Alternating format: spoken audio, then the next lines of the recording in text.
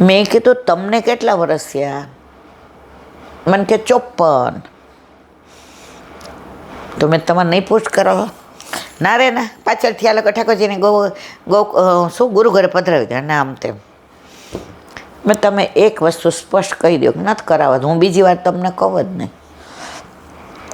તમે બધાની હાજરી મને પૂછો છો ને એટલે મને શરમ આવે છે. બધાના ઘરે હોય ને મારે મેં કીધું જો બધાના ઘરે હોય ને તમારા ઘરે નથી, તમને શરમ આવે, ઇટ મીન્સ તમે કાંઈક ખોટું કરો છો. શરમ ક્યારે આવે? આપણે ખોટું કર્યું હોય શરમ આવે. તમારે મને બધાની હાજરી નહીં કહેવાનું. મેં તો હું તમને એકલી નથી કહેતી, આપણે બેઠા હોય 15-20 જણા કે 50 જણા, મને ટેવ છે આમાં કેટલાને ઘર ઠાકોરજી બિરાજે, તો તમે દર વખતે એકલા જ નો હાથ ઊંચો કરો. મને કે મારે નથી પધરાવો. મેં તો આપણે ક્યાં તમને કહીએ છીએ? આપણે કોઈને પાણો મૂકતા જ નહીં કે મારે આમ પધરાવો ને પધરાવો. એ તમારો વિષય છે. પછી મને એના બેનપણીએ કહ્યું હોય કે ઈલાબેની નો પધરાવે. મેં કીધું કાં મારા વાલા? મને કે સવારે છે ને મા કાળીજીની આરતી કરે અને અંબાજીની કરે, ત્યાં પ્રસાદ લે દુનામાં, પછી હાથ ધોઈને અહીંયા આવે. મેં કીધું ભલે ભલે ભલે ભલે. એટલે આવા પણ અનુભવ થાય.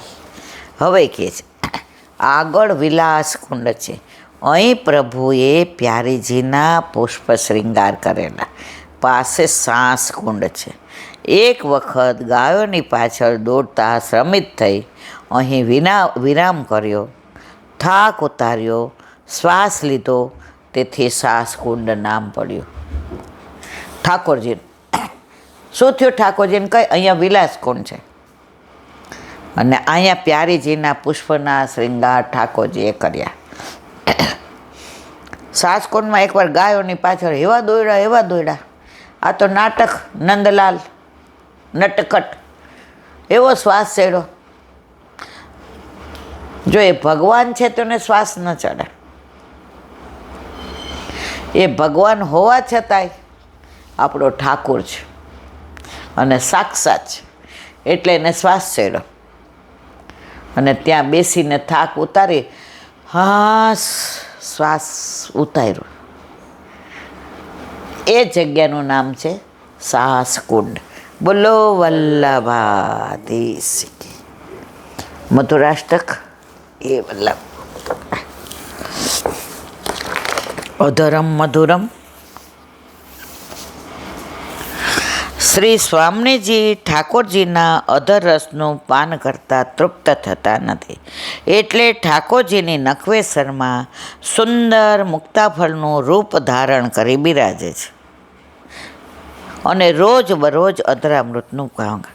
આવી તો અધરની અનેક લીલાઓ છે, કેટલીક કહેવાય નહીં અને કેટલીક કીધા વિના રહેવાય નહીં. ક્યાં સુધી આની વાત કરવી? બસ એક જ વાત કહીએ, અધરમ મધુરમ, અધરમ મધુરમ, અધરમ મધુરમ. ઠાકોરજીના અધરો મધુર છે, જેના દર્શનથી પ્રિયાજીઓની ધીરજ છૂટી જાય તેવા અધરો લોભાત્મક છે. એમ આચાર્યજી શ્રી વલ્લભ આજ્ઞા કરે છે. એ અધરની મધુરતાનો સ્વાદ ફક્ત પ્રિયની પ્રાણ પ્રિયાઓ જ લઈ શકે, જેઓ પ્રાણેશ્વરના પ્રતિબિંબરૂપ અને સર્વ સમાનશીલ વ્યસનવાળા છે, જેને ત્રુટિ પણ યુગ સમાન જતી હોય અને પ્રિયતમ પણ તેને ક્ષણે ક્ષણે અધર રસદાન કરવા તત્પર છે. એવા પ્રિયાજી કે જેને પ્રભુએ અધર રસપાન કરાવ્યું છે અને તેઓએ મધર અધર રસમાં તન્મય થઈ ગયા અને રસોન્મથમાં હૃદયના ઉદ્ગાર નીકળ્યા, અધરમ મધુરમ. કારણ અધરામૃતમાં 56 ભોગ, કુંવારા, અન્નકૂટ, આ સર્વ કોટાનકોટી સામગ્રીઓનો વિવિધ પ્રકારનો સ્વાદ આવી જાય છે. અધર રસદાનની અનેકવિધ રીતો છે. ઠાકોરજી સવારના ગયા હોય છે ગાયો ચરાવવા. હવે આખો દિવસ રાહ જોઈને હવે સાંજે ગાયો ચરાવીને પધારે અને ઠાકોરજીના દર્શન આમ નેત્રથી એવા કરે તો આમ પલક પડી જાય ને. ગોપીઓ બ્રહ્માજીને આટલી આટલી ગાળો દે છે.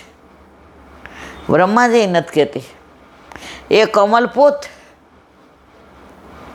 આપણે કાંઈ કોઈ જોડે ઝઘડો થાય ને નાના હોઈએ, તાર મમ્મીને ઓળખું છો, ખબર છે મને, જો હવે કયા અર્થમાં ઓલું સમજી જ ન શકે. એટલે અહીંયા શું કે કમલપૂત, ઠાકોરજીની નાભી કમળમાંથી બ્રહ્માજીનું પ્રાગટ્ય. એટલે કે એ કમળપૂત તને પલક, તને માણા બનાવતા ન હોય એવડું આંખ બનાવી પલક બનાવાય? આ પલક ઝબકી જાય છે ને એટલી વાર ઠાકોરજીના દર્શન નથી થતા, અમારું હૈયું હિલોળે ચડી જાય છે.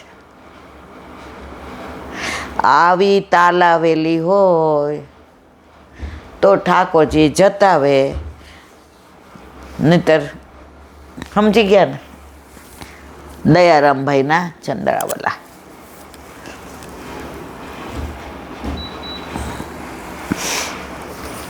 પાંત્રીસમો ચંદ્રાવલો.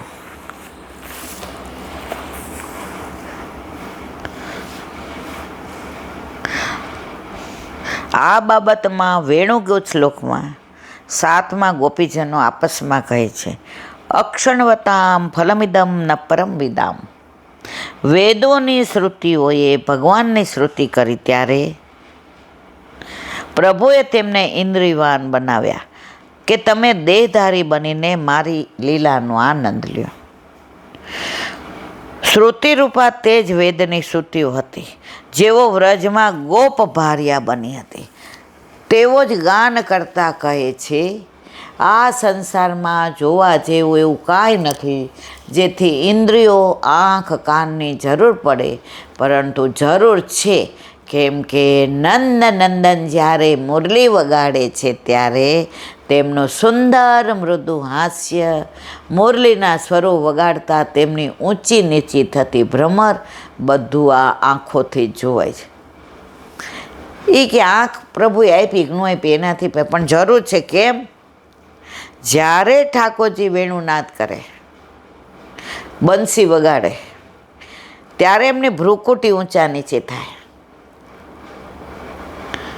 ઓષ્ઠ અધર ઊંચા નીચો થાય, એમના નેત્ર આમ પલકાવે. એ દ્રશ્ય જોવા માટે આંખની જરૂર છે. બાકી આ ગામની પંચાયત એ ઓલો આવે છે ને આની યારે બાજે છે ને આમ વાત કરે છે, અરે એના માટે નથી આંખ.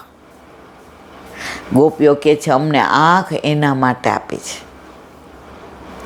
ત્યારે તેમનું સુંદર મૃદુ હાસ્ય, મુરલીના સ્વરો વગાડતા તેમની ઊંચી થતી ભ્રમર, આ બધું આંખોથી જોવાય છે. વળી મનમોહનની મુરલીનો અવાજ કાન નહોતા જોઈતા, પણ આમાં જોઈ શું કામ? ઠાકોરજીનો વેણુનાદ સંભળાય છે. મીઠા મીઠા નાદ વેણુ નાદુરતી આવીને મારે કાને અથડાય. કાને અથડાય, મીઠા મીઠા. હવે કાન ન હોય તો કાન પ્રભુએ અમના વેણુના નાદ માટે આપ્યા છે. હવે આપણને કેમ નથી સંભળાતા? અંદર લોકોનું સાંભળીને એવા ભરાઈ ગયા છે કે ટીપા નાખીએ ને તોય કચરો ન નીકળે. આમ કરી દીધો જળ. આંખેથી ન જોવાનું, પગેથી ના જવાનું હોય ત્યાં જવાનું, મોઢેથી ન ખાવાનું, હાથેથી ન કરવાના કાર્યો કરવાના. પ્રભુ કે આના ઇન્દ્રિયો આપીને બહુ મોટી ભૂલ થઈ ગઈ. પણ એ જ આંખથી પ્રભુના દર્શન કરવા, કાનથી પ્રભુના ગુણાનુવાદ સાંભળવા, મોઢાથી સત્સંગ કરવો, હાથથી સેવા કરવી, પગથી પ્રભુ માટે દોડાદોડ કરો, તો આ ઇન્દ્રિયો બધી, દરેક ઇન્દ્રિયોના ભગવાન છે.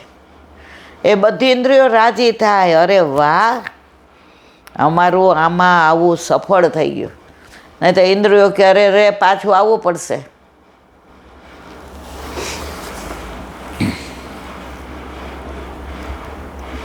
ખરેખર જેને ભગવાને ઇન્દ્રિયવાન બનાવ્યા તેનું મુખ્ય ફળ આ છે.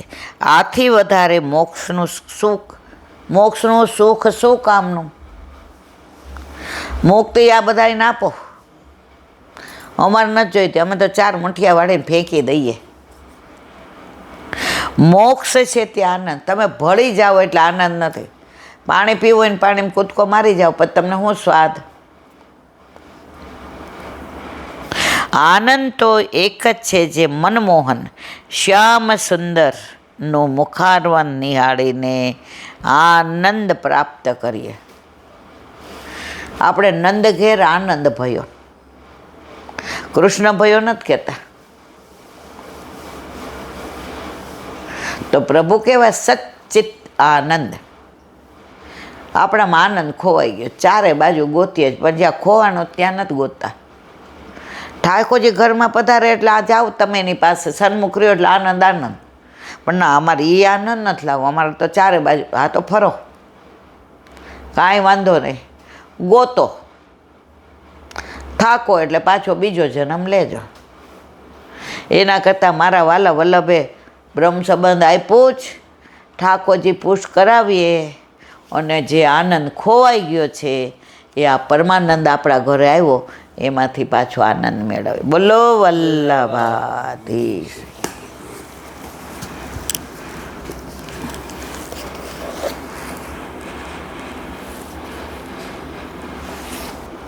વલ્લભાધીશ. સુબુદ્ધની ચંપાન વલ્લભ કરાવે તો થાય. આને સ્પર્શ કરો આપણા બસની બહાર.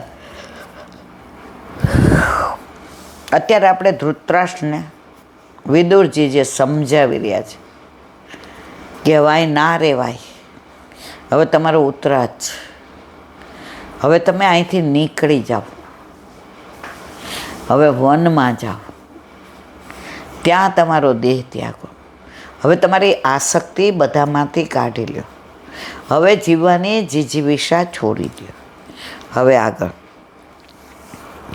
યહ એટલે છે સ્વકાત સ્વીયા કાપ્ત દોહિત કરવું, પોતાના બાંધવો જે હિત કરનાર છે, પરતો વા અથવા શત્રુ. વક્તાના ગુણદોષનો વિચાર કર્યા વિના આ શ્લોકમાં કહેલા પ્રયોજનમાં દ્રષ્ટિ રાખેલો થઈ વૈરાગ્ય પ્રાપ્ત કરે છે, તે નરોમાં ઉત્તમ છે. દેહ ઇન્દ્રિયો વગેરેનો અજ્ઞાનને લીધે બીજા કાર્યમાં ઉપયોગ કરીને તેમનાથી સર્વસ્વનો નાશ થતાં તેમનો ત્યાગ કરવો એ પ્રથમ દ્રષ્ટિ છે. પહેલાંથી જ ભોગ માટે તેમનો વિનિયોગ કર્યા વિના ગમે તેવા વચનોથી પણ લોભ ન થાય તે માટે જઈને વૈરાગ્ય ઉત્પન્ન થયેલો છે. તે દેહ વગેરેથી પરિકર સાથે ભગવાનને જાણીને તેમને હૃદયમાં પધરાવીને દેહનો ત્યાગ કરવાની ઈચ્છા તજીને દેહથી દુર્લભ ભગવત સ્મરણ કરતાં ગૃહ વિઘ્ન કરનારું હોવાથી તેનો સંબંધ ન રહે તે માટે પ્રવચ્ચે ત્યાગ કરી જાય છે, તે નરોત્તમ બધા પ્રાણીઓમાં ઉત્તમ છે. દેહથી ભગવત નામ લેવાય એટલું લો, કે ત્યાગ કરો ત્યારે તમારી આસક્તિ સગાવાલામાં તો નહીં, પ્રિયજનોમાંય નહીં, પણ તમારા દેહમાંય નહીં. આપણને સૌથી વાલું દુનિયામાં હોય ને તો દેહ. નાના હતા ને ત્યારે એક વાર્તા કહેતા બધા સાંભળી છે. એક માજી સતત ભગવત નામ લે. હવે જમરાજા કહે, યમરાજા કે આપણે પરીક્ષા કરીએ. માજીને ઉઠાડે, માં હાલો ને. એ કે ક્યાં? એ કે તમારા ઘરમાંથી એક જણને લઈ જવાનું. એ કે મારા ડોહાને કોણ કરે પછી? હું ન હોઉં તો ડોહા તો અડધા થઈ જાય, વગર મોતે મરી જાય. ભાઈ મને રહેવા દે. તો કે તમારા દીકરાને લઈ જાઓ. એ કે એને પૂછી જો. દીકરાને કે હાલો. તારી બા ના પાડે છે. એ કે હાલ તું. એ કે હું તો હજી લબર મૂછ્યો છું, હમણાં લગ્ન થયા છે અને હું કેવી રીતે આવું? એ કે તો તારી બાને કે. એ કે બા હું તને લેવા આવ્યા, જા તારી ઉંમર થઈ ગઈ. ભાઈ પણ તારા બાપાનું કોણ? એ કે એમ પણ હું કરું એવું તો તમે ન કરો ને. એ કે તો મને લઈ જાય. એ કે તમે બે સમજી લ્યો. જુઓ તમે બે, પણ એમ નહીં, આજે 80 વર્ષના માજીને નથી જવું. ઓલો 20 વર્ષના દીકરાને કે તારે જવું હોય જા. આ દેહની આસક્તિ છે. દુનિયામાં આપણને સૌથી વધુ વાલો હોય ને તો દેહ. કોરોના થયો હોય ને આપણા દીકરાને, અને દીકરો કે મમ્મી તું મારી યાર હોઈ જા ને, બેટા પછી મને થાય આ રોગ કાંઈ એવો છે? એવી વાત જ ન કરાય. તારા જો વડચકું તોયડું, ક્યાંક દીકરાને બદલે હું મરી જાઉં તો. એવાય જોયા છો 2 માણસો કે માજીને થયો હોય તો દાદા કે ભલે બે હારે જાશું પણ અહીંયા જ હોઈશ. ક્યાંક રાતના તને કંઈક થઈ જાય ને હું ન હોઉં તો આ પ્રેમ. પણ આવું તો ભાગ્યે જ બને. તો દેહની આસક્તિ સૌથી વધુ બધાને હોય છે. કદાચ ધૃતરાષ્ટ્ર એમ પૂછે તહી મયા કેમ કર્તવ્યમ, તો મારું કર્તવ્ય શું? ત્યાં કહે છે તમારો તો માર્ગ જ બીજો છે. નથી તમારાથી દેહનો ત્યાગ થવાનો કે નથી અન્યત્ર વિનિયોગ અટકવાનો. જો સમજી ગયા, વિદુરજી ઓળખી ગયા કે આમને હજી જીવતો મૂળ ઓલા 100 કૌરવોનો બાપો છે ને, માટે તમારા માટે તો આ સ્થાનનો ત્યાગ કરો જ. તમારી આસક્તિ વધતી જશે. આ બધા હાંચવે ને સારું સારું ખવડાવે ને માન આપે ને રાજમાં આમ તમારી વાહ વાહ કરાવે, તમને મજા આવે છે, મજા આવે છે.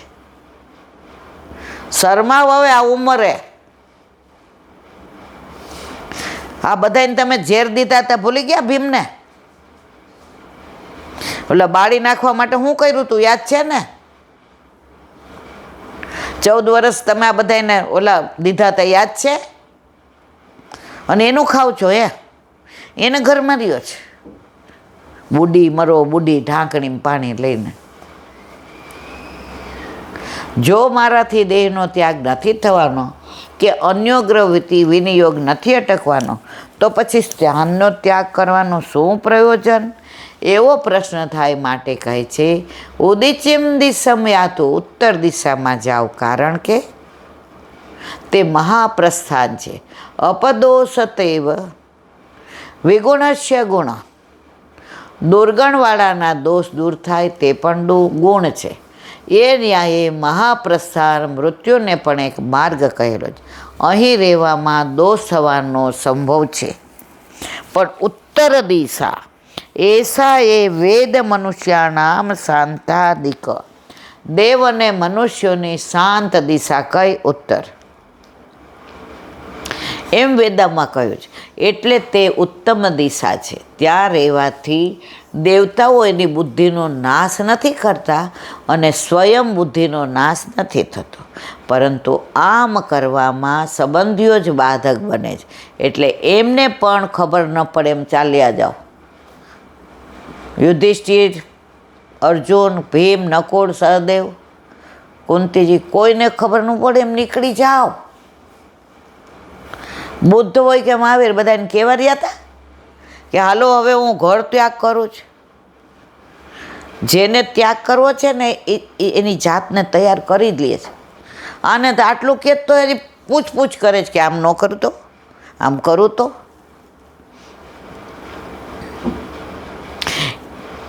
તો પછી તમારો અધિકાર હશે તે પ્રમાણે કરવાની વાત બતાવીશ. અહીં શંકા કરે છે કે જો દોષોને દૂર કરવા જવાનું હોય તો અહીં રહીને પણ દોષ દૂર કરી શકાય. જો હજી આને તો અહીંયા જ રહેવું છે, આપણા જેવા છે, આપણે બધા દૃષ્ટ છે. અત્યારે આપણને કોઈ એમ કહે કે વ્રજમાં વાસ કરો, જો આપણા બેની ઈચ્છા છે બરાબર, પણ દીકરો ના પાડે આપણે બાનું છે, બાકી દીકરાની ઉપરવટ થઈને કંઈક લે અમારે રહેવું તો શું કરે? પણ હજી આપણી આસક્તિ છોકરાઓમાં, પૌત્રમાં, ઘરમાં, એ આસક્તિ ક્યારે ઓછી થાય?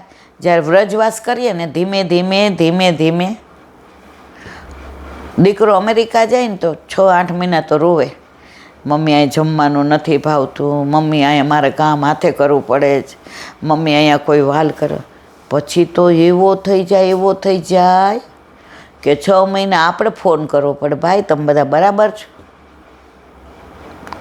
અમારી ચિંતા કરમાં, કંઈ તકલીફ હોય તો તને ફોન કરીએ ને. હા ભાઈ હા, અત્યારે ટાઈમ નથી, ફોન મૂકી દે, ઓફિસમાં જ, ભલે ભલે ભલે.